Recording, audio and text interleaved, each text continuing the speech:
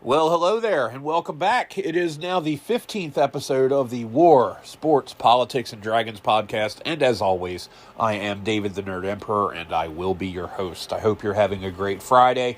It is February the 6th, 2026, and again, it's kind of cold. I tell you what, I just don't know when we're ever going to get out of this winter mess, and I think I'm coming down with a touch of bronchitis, so if you hear me cough, please accept my apologies for interrupting this wonderful show.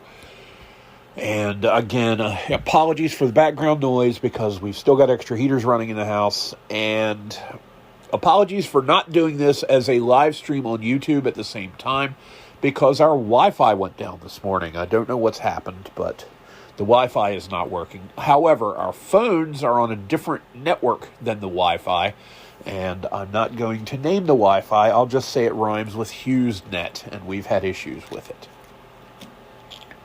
So let's get into things real quick. We'll start with the standard fare. Please help us grow and spread the word.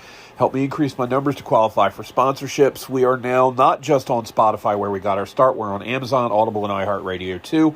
Others are coming soon. We are on Twitter at the WSPD Podcast. I think I'm at 10 followers now. I think the last time I announced it, I was at 3. So we're getting there. And on YouTube, we're at the WSPD Podcast. On Instagram, the WSPD Pod, and on Patreon, it's patreon.com/WSPDragons. And that will remain a work in progress for at least today, obviously, because we have no Wi-Fi. If you want to help us to improve our tech, Cash App is WSPD Pod. Our Venmo is the WSPD Pod. Follow, share, and support. But enough of that. Let's get on with the show. Starting with the war aspect of things. Suicide bomber kills 31. Now, I'm not at all surprised by this. There's actually a website that chronicles such things, and we'll get into that shortly.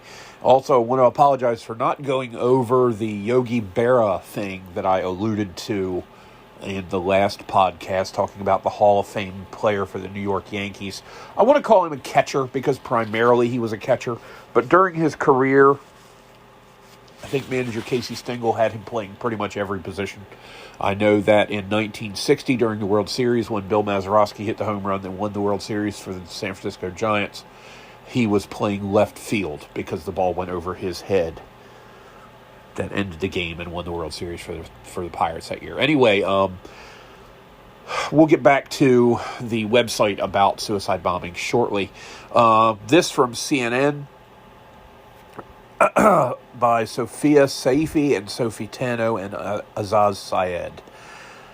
Oh boy. A suicide bomber killed at least 31 people and injured 169. By the way, that adds up to exactly 200 casualties during Friday prayers at a Shiite Muslim mosque in Pakistan's capital, Islamabad, authorities said. It was the deadliest attack in the country in 3 years when a blast at a mosque in the northwestern city of Peshawar killed more than 100 people. And when I was looking for information on this attack, links to stories about that attack popped up.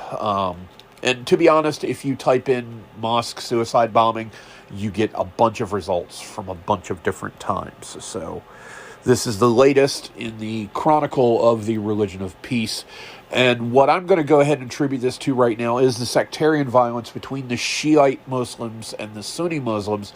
The Shia, as they're called, believed that since 632 AD, when Muhammad died, that his family members, his heir, I believe his son Ali is the one I'm thinking of specifically, was supposed to succeed him as the leader of the Muslim faith, whereas the Sunni believe that it should be done in a sort of democratic way and that someone should be chosen to lead the faith from among the imams. And that's kind of the main crux, as I understand it, of the major differences between Shia and Sunni Muslims. And this happened at a Shiite mosque, so odds are it was done by Sunnis. It doesn't take a slide rule to figure this stuff out.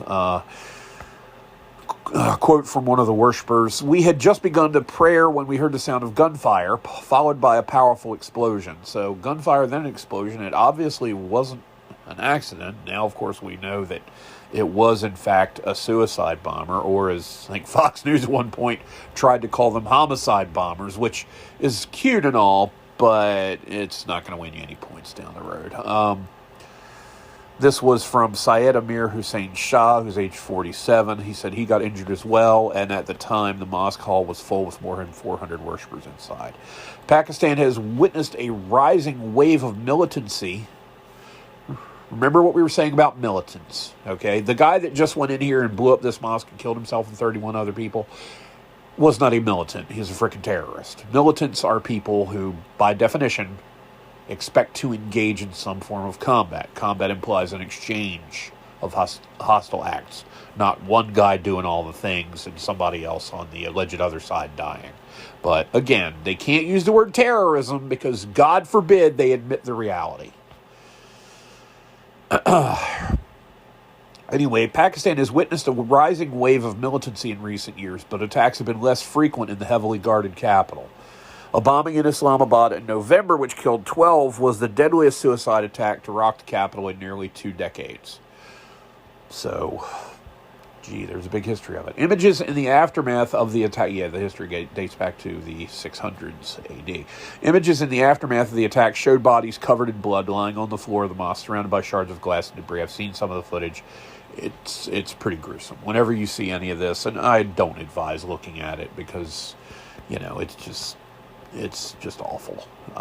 Having been in 6 car crashes and having watched morons rubberneck at car crashes, because some people are just a bunch of sick turds that can't help but gawk at stuff that they won't help fix, but, you know, they don't mind snarling traffic to stare at the bodies. Oh, let's go look at the bodies. So don't. Seriously, don't look at the footage. We know what happened. We can imagine what the wounds look like. And I didn't even intentionally look at the footage. It just auto-played when I was on this one website and saw it. I heard the sound of single fire when we were in the middle of Friday prayers, and after a few seconds, a huge deafening sound of the explosion, he said. This is from 24-year-old Shaib from the hospital in Islamabad where he was visiting his wounded cousin, Everyone was running outside while some people began to shift the wounded to hospital. My young cousin sustained a wound in the right leg.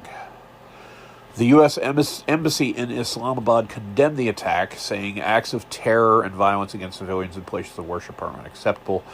The people of Pakistan deserve safety, dignity, and the ability to practice their faith without fear. Pakistan's president, Asif Ali Zardari, said the targeting of innocent civilians was, quote, a crime against humanity, unquote, and that the entire nation stood shoulder to shoulder with the families affected, according to AP. Early investigations had pointed the finger of suspicions of Pakistan's Taliban, or Tehreek-e-Taliban Pakistan, or TTP, police sources said.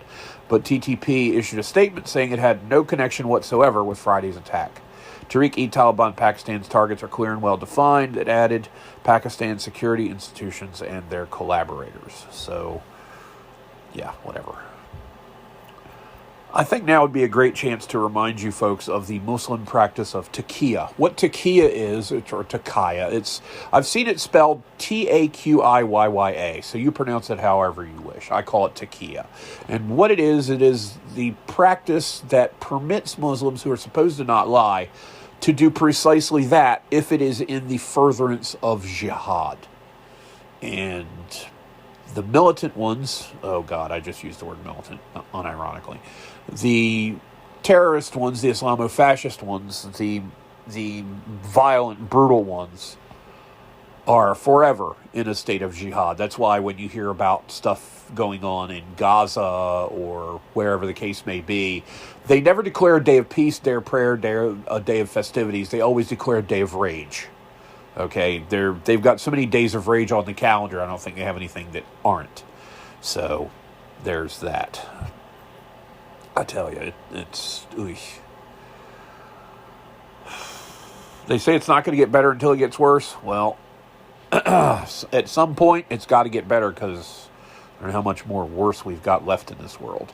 Well, we're going to move on to the second word in the podcast, sports, and we're going to talk about, I understand there's a football game going on Sunday, so we're going to go over that briefly. It is Super Bowl 60,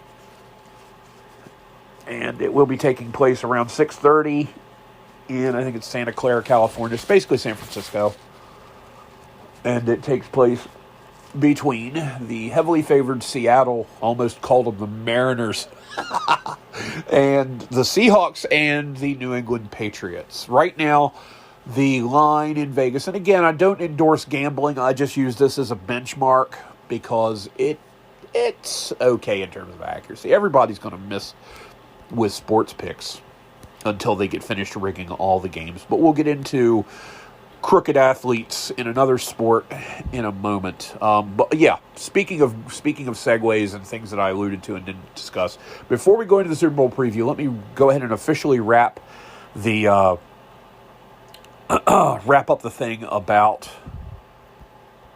a website. Let me see if the website is still open.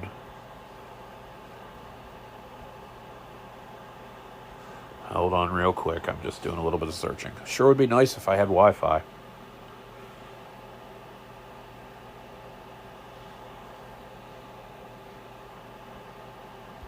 Ah, goodness. Sorry about this, folks.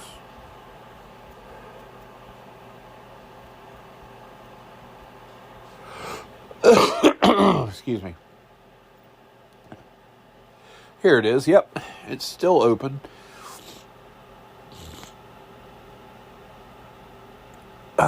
And basically, it's been called, and the first time it was publicly called the Religion of Peace by a major world figure, as I recall, was during the first term of the George W. Bush administration, right after the 9/11 attacks, when he was basically trying to say that we weren't about to conduct a war against Islam, and he claimed that Islam is a religion of peace. Now, he said it unironically. The problem is, look, the Abrahamic religions and almost every religion, except for that one in Buffalo where they worship a head of cabbage named Ralph that they've got sitting in somebody's garage, which I forget if it was Dennis Miller made that joke or not. But anyway, almost every religion has a history of some sort of violence. But I tell you, the Mohammedans seem to have gotten a speeding ticket on the way to the awards ceremony for that. We'll just say that much. They're not just attacking non-Muslims. They're attacking each other in massive numbers. And the website that I referred to is thereligionofpeace.com. I would strongly recommend that you take a gander at this website because it chronicles... Oh man, it's a pretty long page listing stuff. And I was just Googling this morning, doing a little bit of quick show prep, looking for information about major terrorist incidents. Hold on a minute, I've got a can of soda I'm about to open. This is from, well, I'll tell you who it's from if it's any good. I'll say that much. It's a can of cola.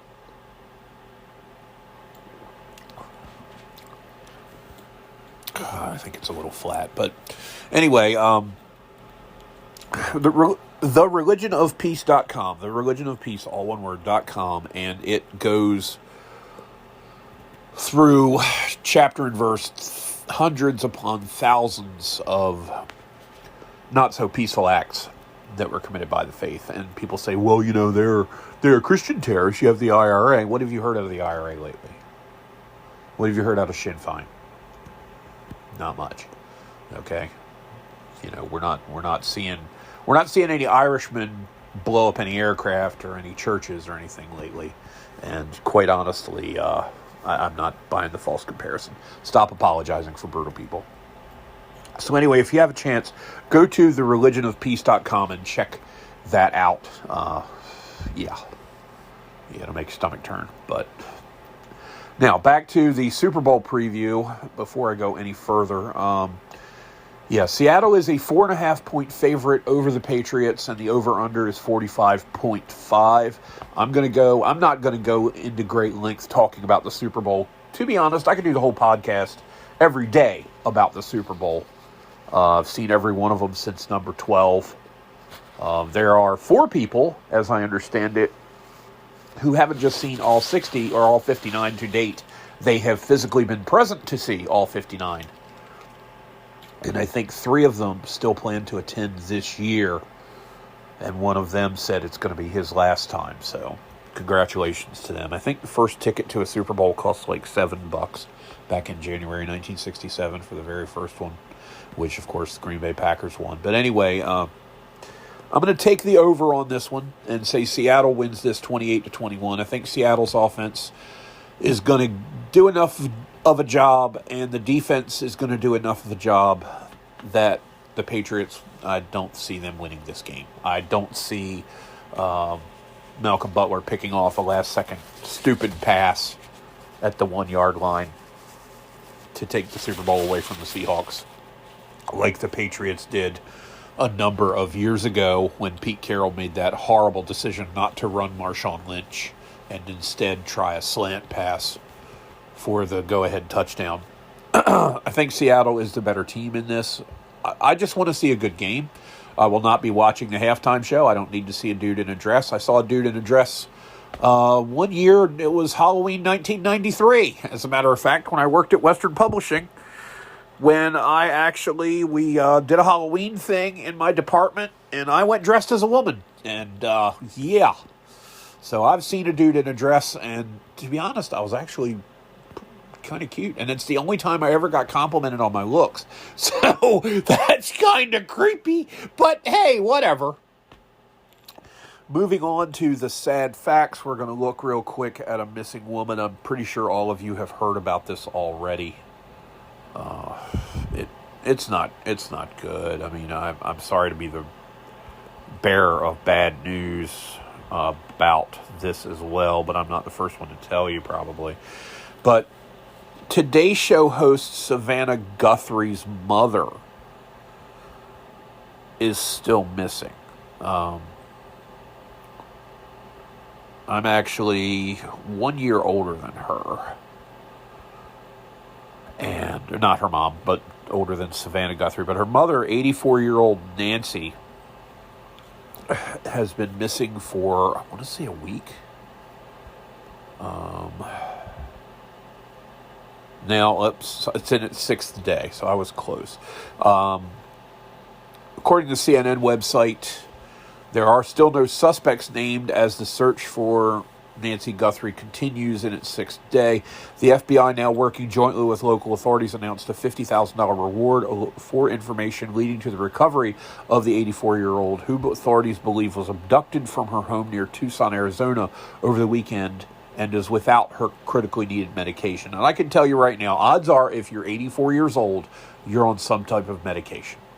Okay, I'm 55 and I'm on some type of medication. I've been on some type of medication since I was 38, because that was when I found out I had a heart condition.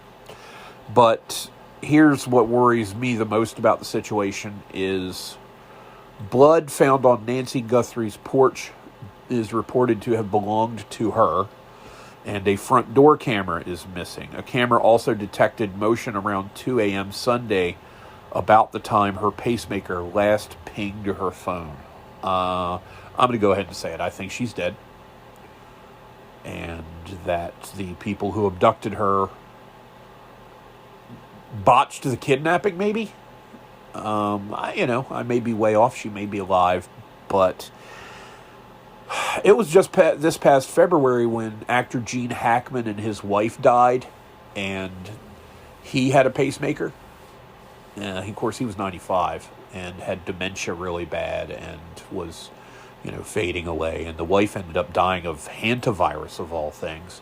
And then he suffered some type of medical events, and he died as well. I just don't see this ending well for Savannah Guthrie. My heart goes out to her. But while I have the soapbox, I just want to say this. How many other mothers and sisters and brothers and sons are missing in this country that never get any publicity? How famous do you have to be in order for a tragedy to get people's sympathy? Okay?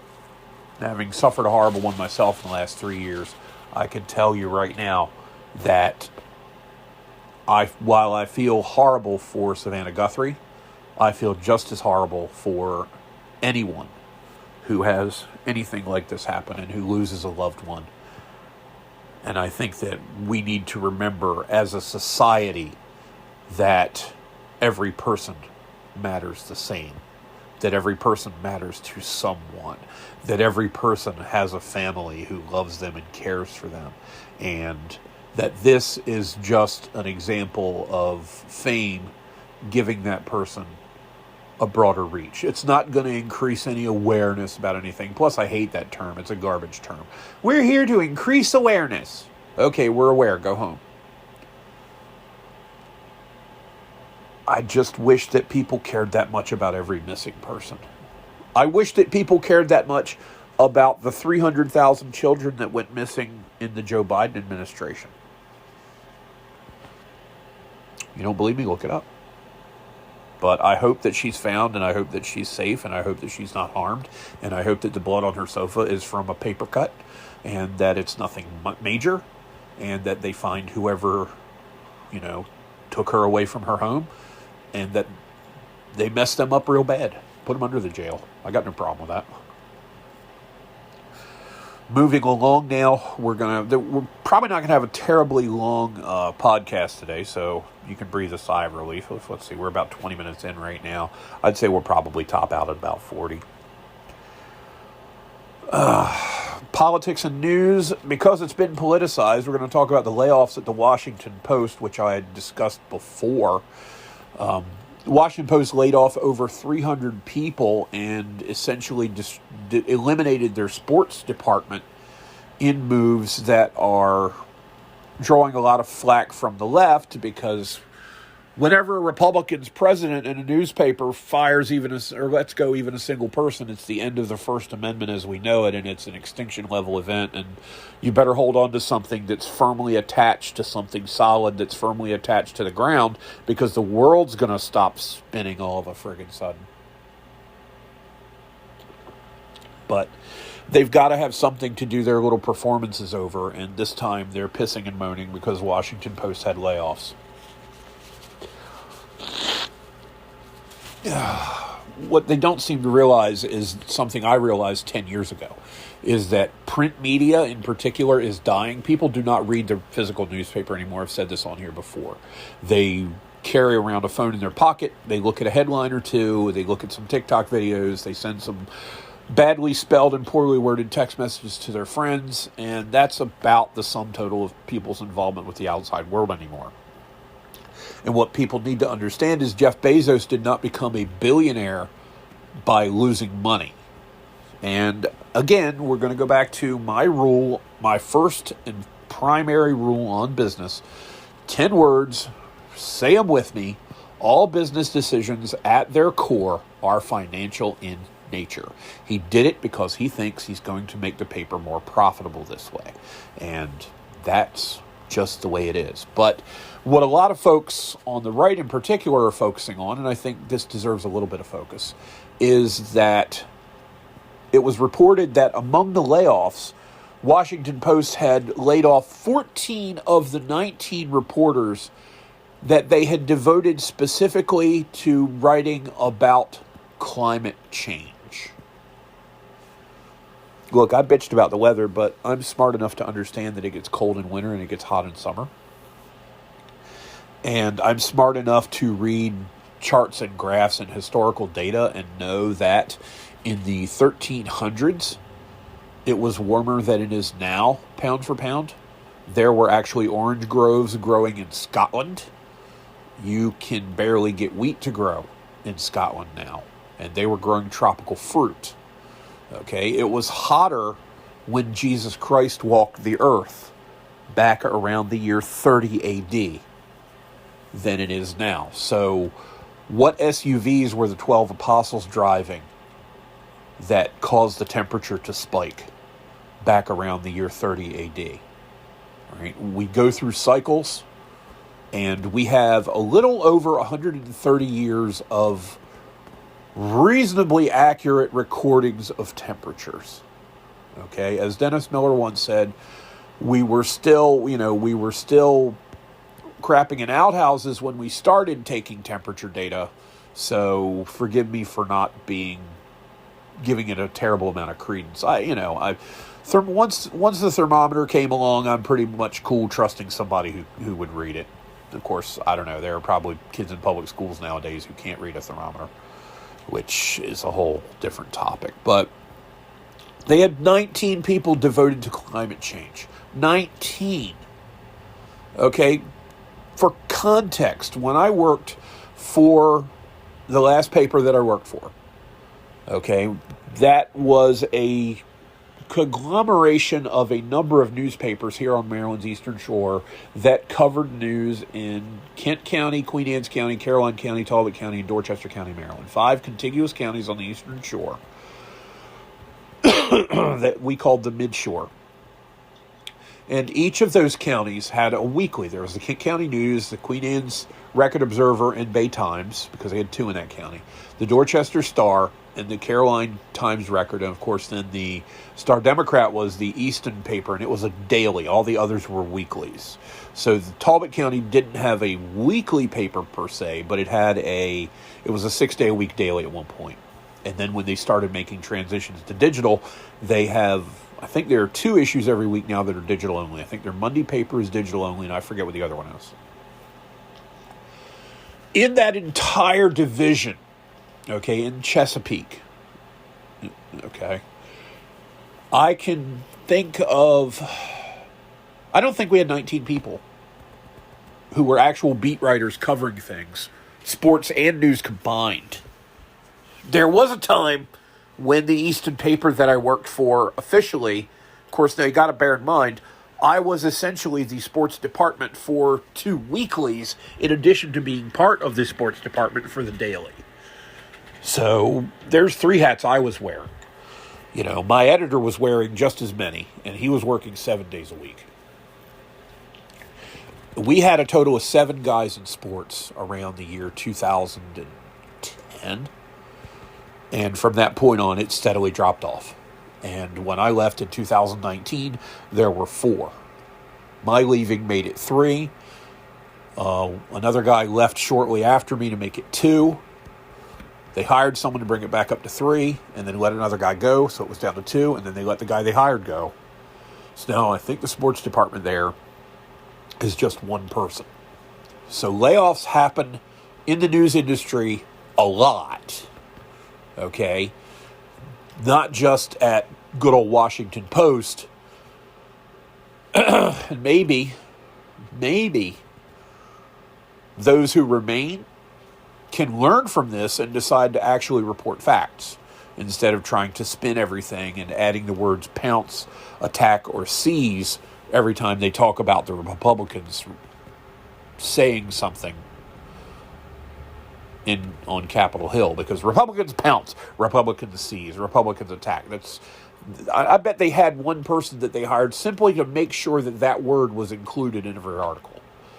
So I hope that they learn a code. I don't put the N on the end of the word learn because of the joke about the Quality Learning Center in Minneapolis, that fraudulent daycare that was run, that Nick Shirley exposed. I hope they learned a code, because that's what they were telling people who were working in coal mines 20 years ago who lost their jobs. Well, they can learn a new skill set. They can learn to code. So let's hope that the people at Washington Post, Babylon Bee has offered them a job, because they, as Seth Dillon said on Twix, he said, if you're, somebody with experience at writing fake stories and pretending you're a legitimate newspaper, then we're the place you want to come. So we will gladly accept applications for people that work for the Washington Post. And the problem is, he said it unironically, because the Washington Post, along with the New York Times and so many other major American newspapers and news outlets, like the 3-letter news agencies, have such a reputation of distortion and outright lies. Whew. No wonder the Babylon Bee is out selling them, quote unquote. But again, I'll digress, because, the First Amendment's under attack whenever anybody that works in a newspaper loses their job. Yeah, okay. But, I had a good weekend otherwise last weekend. Of course, this hadn't really broken at that point, but I talk about last weekend because this weekend's coming up, and we're going to have fun on the weekend. Last weekend, I actually bought a contraceptive sponge for the wife, and she said, why did you get me this? I said, well, that way, after we fool around, you can take the sponge, you can get up and go wash the dishes. But, yeah, that was joke time. Enjoy. Anyway, we're going to go on now to dragons and role-playing / nerd news. Folks, I got to talk to you about something. I was farting around on Facebook the other day and saw something that just... It's played out, and I got to level with you. I'm tired of seeing it. I was tired of seeing it in 1987 when I saw it for the third time. Okay? There is a liquor called Crown Royal. I think it's whiskey. I don't know. I've only had it maybe once. I can't say I've never had it. I've probably drank it once. It's whiskey, and it comes in a purple, like a a purple velvety bag, right? Well, a lot of gamers have taken the habit of, once they've drank the Crown Royal, they use the bag to hold their dice for Dungeons & Dragons. Because if you play Dungeons & Dragons more than once in your lifetime, odds are you own dice. Because they're dice that have different numbers of sides on them for different uses in the game. The primary die nowadays that's used actually has 20 sides. It's known as a D20. And there's the set of dice that you usually get when you play D&D is a set of 7 dice. One has 4 sides and it looks like a little pyramid. One is a 6-sider, which is your typical cubic die that everybody knows. Okay, you can take 2 of them and you shoot craps with them. There's an 8-sided die there, 2 10-sided dice. One of them has single digits on it, and the other has double digits, such as 10, 20, 30, 40, 50, 60, 70, 80, 90, and 00. And what those 2 dice put together, you take those 2 10-siders and roll them together, and you can use them to generate a number between 1 and 100. So they're called percentile dice. Then you have a 12-sided die, which gets rarely used. It's the least used die of all of the dice in D&D, of the basic 6 types. And then, of course, is your ubiquitous D20, which is used for determining if you hit somebody in combat, determining if your attempt to use a certain skill or survive a certain outcome is successful. But people have been using Crown Royal dice bags since the beginning of the game, I'm sure. And I saw it for the first time when I was in high school, and then saw it a couple more times when I was in high school, and you know what? It's cliché. So I'm just going to say this. I'm just going to put this out there.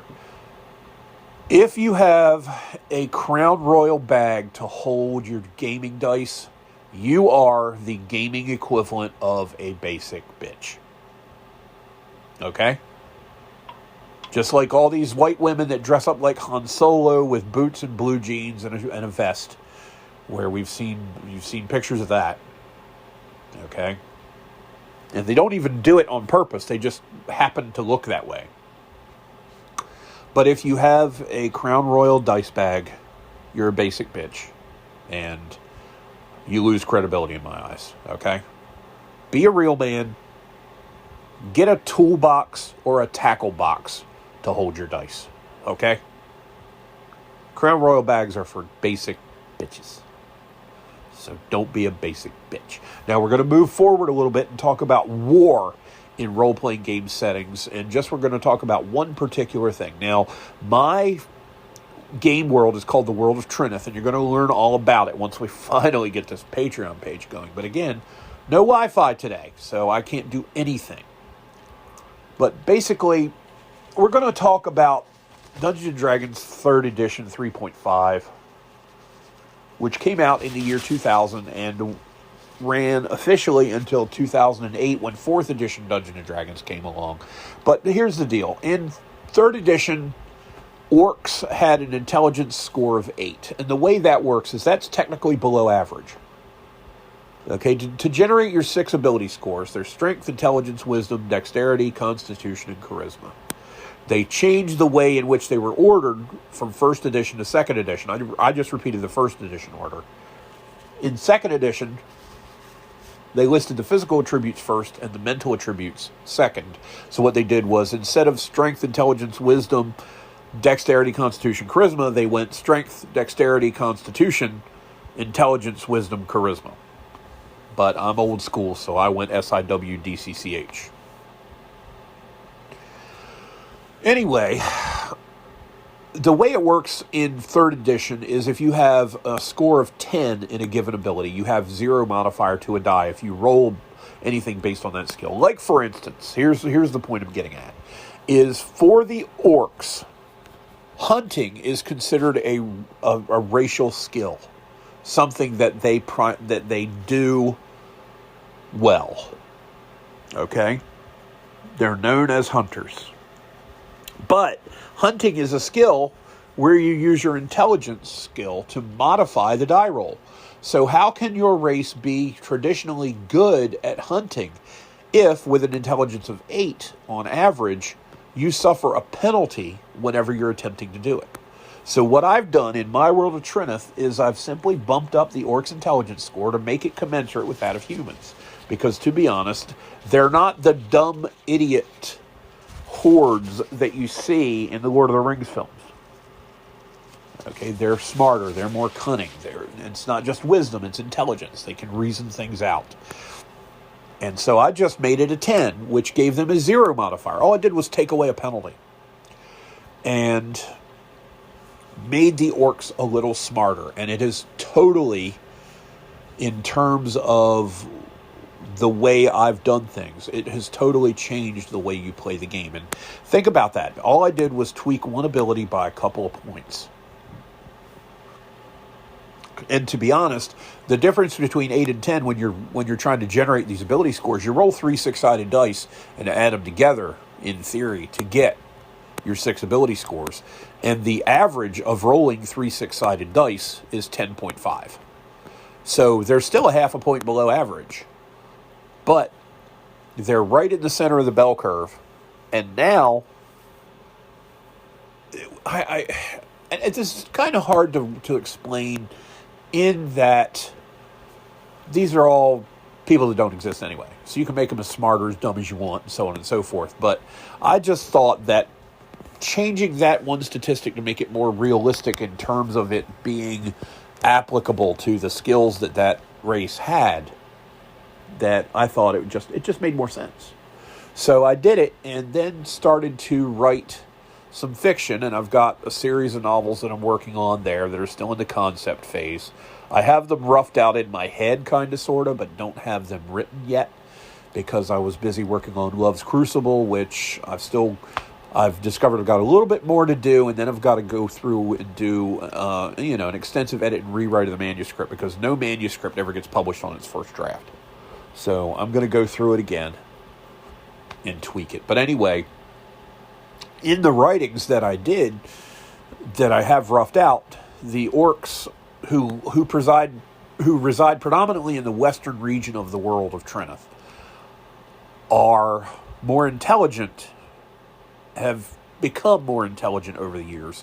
And finally, rather than just devolving into tribal internecine fighting constantly, where they're never unified, and whenever a large force of them attacks the so-called civilized lands, they don't last long because they lack cohesion due to the fact that they're evil and they don't trust one another, and that they're not very bright.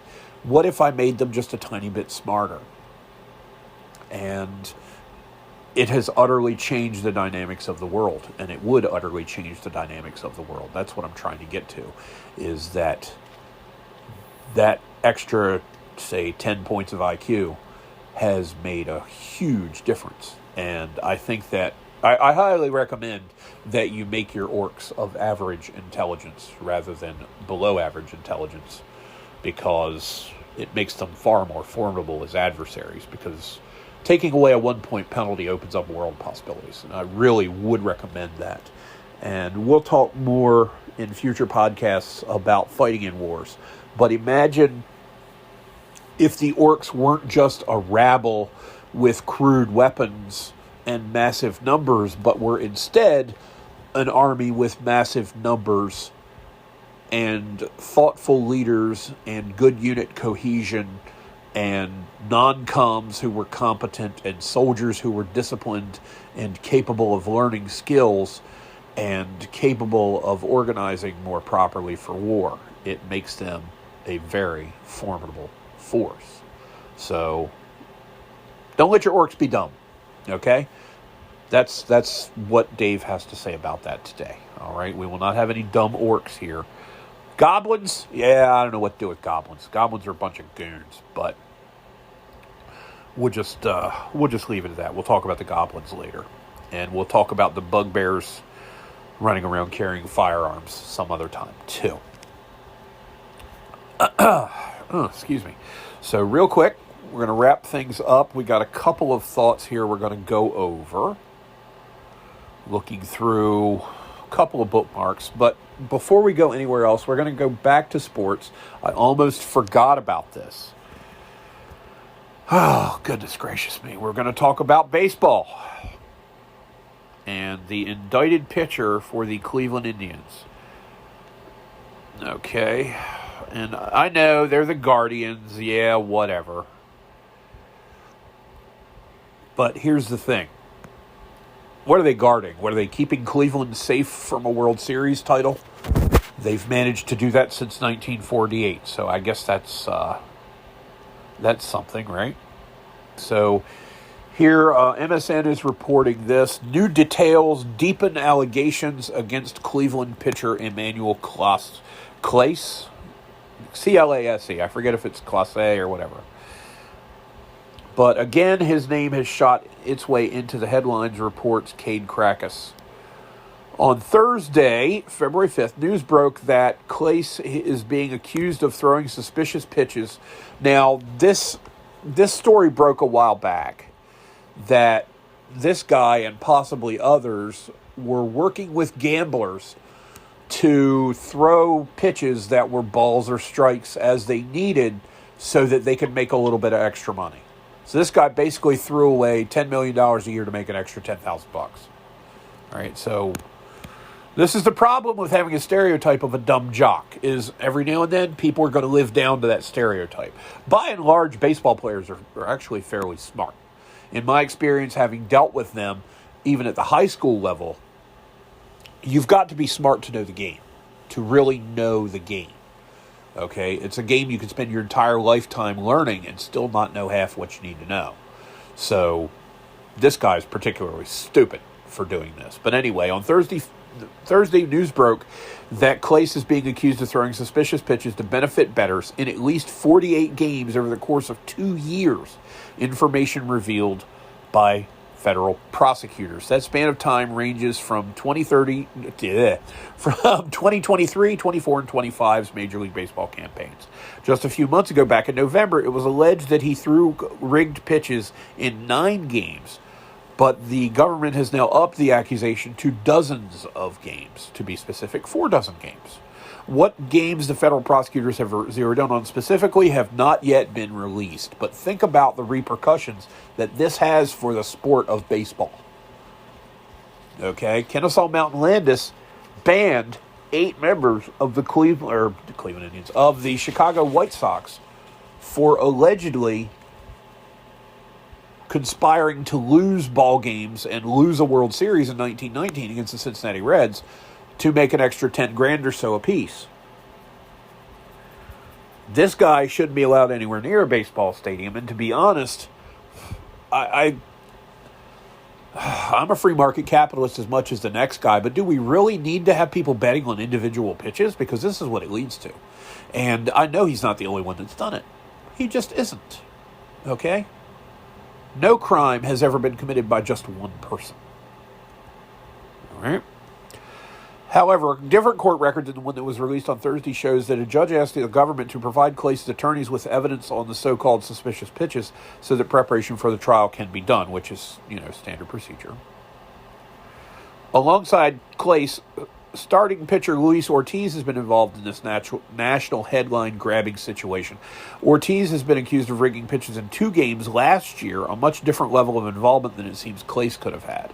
Both have pled not guilty to charges of wire fraud conspiracy, honest services wire fraud conspiracy, and what that is basically defrauding bettors on betting apps, money laundering conspiracy, and conspiracy to influence sporting events by bribery. The top charges carry a potential punishment of up to 20 years in prison.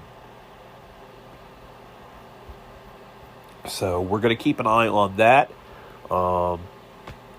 Pitchers and catchers, I think, have already are about to report to camp, and the preseason in baseball has begun. So, or is about to, and we'll see what that does to the sport as time goes on. Our final story, though, and I did want to get to this one, is, did y'all hear about the biolab that has links to the Chinese Communist government that they found in Las Vegas that had stuff like HIV and COVID in it?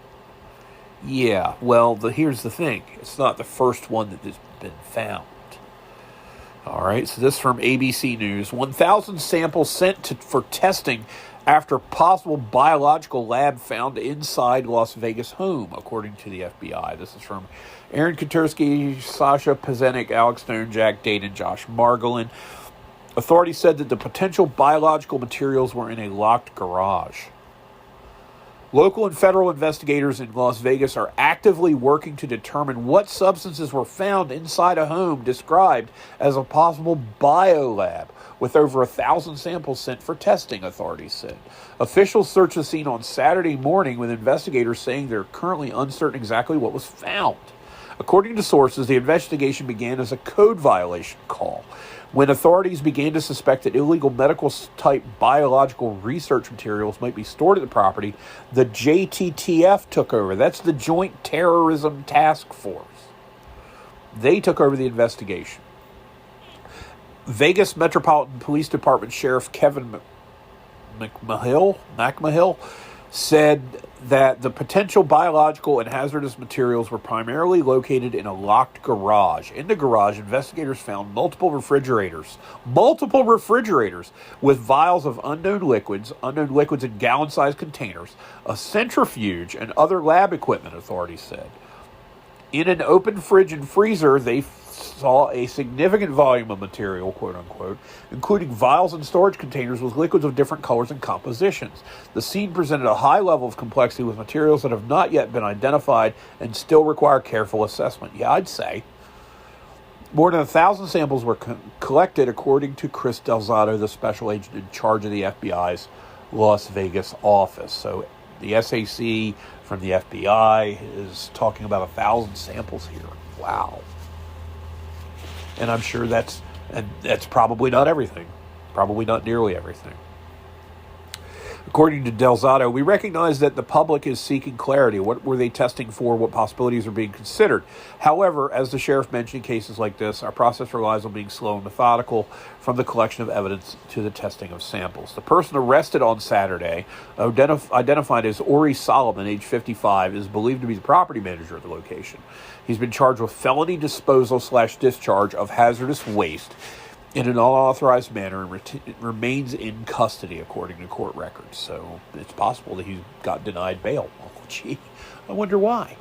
You know, what if he's got this lab where people are going to be releasing the hantavirus on a large metropolitan population? You realize what that would do? God alive. 3 people who rented a room from the property owner were safely removed from the residence and are not involved in the investigation at this time.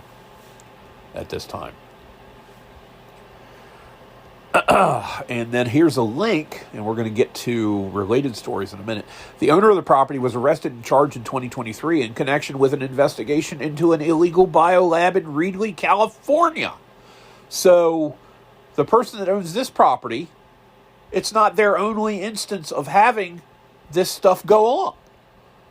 That case led to a congressional investigation that found the illegal biolab had allegedly been receiving money, here we go, from Chinese banks, and was housing thousands of samples of potential pathogens labeled as HIV, malaria, tuberculosis, COVID-19, and even Ebola. The items found in the Las Vegas residence were consistent in appearance with the items found and described in the Reedley, California lab investigation, according to the sheriff of the Las Vegas Metropolitan Sheriff. So now we're going to go back to an article from the Fresno Bee, where it says, FBI back at scene of Reedley Biolab investigation as part of new Las Vegas raid. This from Joshua Tahee. A decades-old cold storage facility in Reedley, California, closed 3 years ago after an investigation is back under FBI scrutiny, and again it's tied to an illegal biomedical lab. On Saturday, where the FBI raided a home in Vegas, they found evidence of possible biological material to include refrigerators with vials containing unknown liquid, according to the LVMPD, which assisted in serving the search warrant. One suspect was taken into custody, the 55-year-old man, Ori Solomon. A day later, the FBI was at an address on I Street in Reedley for what it called a court-authorized law enforcement activity in support of the FBI Las Vegas field office. That address is on the same parcel of land as the warehouse that was shut down in 2022 after city code enforcement found evidence of a biomedical lab allegedly distributing misbranded COVID-19 test kits. It was also housing dozens of refrigerators filled with vials of blood, viruses, and other infectious agents, containers of laboratory chemicals, hundreds of laboratory mice, and an array of other lab equipment. The incident led to, the arrest of a Chinese national. How about that? And a congressional investigation into how the laboratory could operate unnoticed. They found 20 investigators did. 20 potentially infectious agents beside COVID-19. So basically what we're looking at here, and I don't want to sound too much like Alex Jones, but we've got hard evidence of it here. The Chinese are not just trying to subvert us politically, not trying to just subvert us economically, not just trying to maybe goad us into fighting them in the South China Sea over Taiwan, which is still a flashpoint. We need to remember that. The Chinese are actually building artificial islands off their coast to increase their military presence there, by the way. All that, and they're exempt from the Kyoto global warming protocols because, according to the liberal idiots that passed that little measure, the Chinese nation was still a so-called emerging nation, and thus they weren't required to fall under the emission limits created by Kyoto. So they're opening 2, on average, coal-fired electric plants in China every week. So every 4 days, there's a brand new plant in China that runs on coal, but people are worried about how much emissions my frickin' Ford puts out. And people are flying in multi-million-dollar Gulfstream 5s to Davos, Switzerland, to tell us all to eat bugs to save the environment. Meanwhile, they're doing friggin' nothing about China. So thanks again, folks. Thanks again. The incident led to the arrest of a Chinese national in a congressional investigation into how the laboratory could operate unnoticed. The FBI's activity at the warehouse on Sunday was acknowledged quickly by the city of Reedley. In a social media post, it said it was aware of significant speculation about activity at the warehouse, but would only confirm that it was not related to any ICE enforcement actions, because, that's all people can care about is whether or not there's illegals in the country. It's not a matter of whether or not there are people here under legal papers who are plotting to poison and sicken our entire nation. Great. On Monday, city manager Nicole Ziba told the Fresno Bee that the city was notified that the FBI was obtaining a search warrant for the warehouse, which she said was closed and cleared of all biologicals, chemicals, and lab equipment. They were removed and destroyed under court-approved abatement warrants, she said. So how are the two biolabs connected? Property records show the home was owned by David Destiny Discovery, LLC. A company that traces back to Jia Beizhu and business partner Xiaowan Wang. Zhu, also known as David He, is the Chinese national accused of being behind the Reedley lab. Both he and Wang were indicted following the discovery of the lab in 2022. They were living in Clovis, California at the time. So Boy, I'm just a fountain of good news today, aren't I? Goodness gracious. But we're going to wrap things up here. I did want to go over our final thought. And it comes from the governor of Florida, who's quoting someone else. Two final thoughts, actually. First, here's the quote from Ron DeSantis, and he's quoting the 40th President of the United States, Ronald Reagan, whose 115th birthday would have been, I believe, yesterday. He said, Reagan did, that socialism only works in two places: heaven, where they don't need it, and hell, where they already have it. I just thought that was a nice quote. And then here's our final thought. It's been 39 days, 40 now, since protests in Iran began. Thousands of civilians have been killed. Thousands of women have been shot. Dozens of children have been killed. Where are the Free Palestine activists? Silence from Ms. Rachel, the child's entertainer. Silence from Greta Thunberg. Silence from Hollywood. Silence from the American political left. You know why? You know why they don't care about Iranians being murdered by their government? Because they can't blame Jews. Okay? And as I've said before, I'm not Jewish, nor do I plan to be. But some things didn't die when we made the locals tour Sachsenhausen. Some ideas keep going on no matter how bad they are, because people would rather hate than think. And that's going to wrap us up for the day. I really appreciate your listening. Looks like we're going to come in at just under an hour, and that's my goal, really, is to try to make this about an hour. Again, please follow the podcast if you don't already. Give me a 5-star rating if you would to help with the algorithm. I do appreciate it. Again, I'm working under severe technological restrictions here, and eventually we're going to get better. It's been 3 weeks now since we started, and I'm still doing audio only and don't like it, but I'm hoping that things will improve and that we'll have Wi-Fi back on Monday, because if we do, old Dave's going to go live on YouTube, and you can see just how butt ugly he truly is, man. It's going to be glorious. But leave a comment, answer the polls that I put out, interact. I respond to all the reasonable comments, but again, unreasonable people and trolls can get a life. You can listen to the podcast on Spotify, Amazon, Audible, and iHeartRadio. We're working on the Apple Podcast thing, but I may have misread something where it's requiring me to pay a fee. I'm not paying to work, so we won't be doing that. But we're hoping to be on Apple Podcasts again, or not again, in addition to everything else. My email for story and discussion topic suggestions is wspdpod@gmail.com. Drop me a line sometime. Donate to help me get better technology. My Cash App is WSPDPod. My Venmo is WSPDPod too. I finally got the bugs worked out there, thank God. So please donate to help us get some better tech. Again, a shout out and thanks to my cousin John, a listener in Colorado, for the laptop.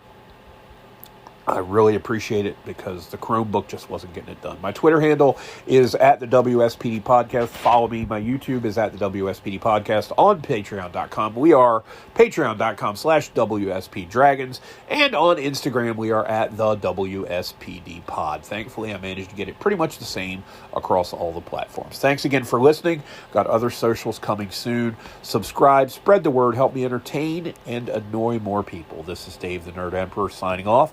I hope you have a great weekend, and don't watch the Super Bowl halftime show. Watch the one that Turning Point USA is putting out. I forget where they're airing it, but it's going to be widely available. Watch that instead of some idiot parading around in a dress, okay? Everybody have a great weekend.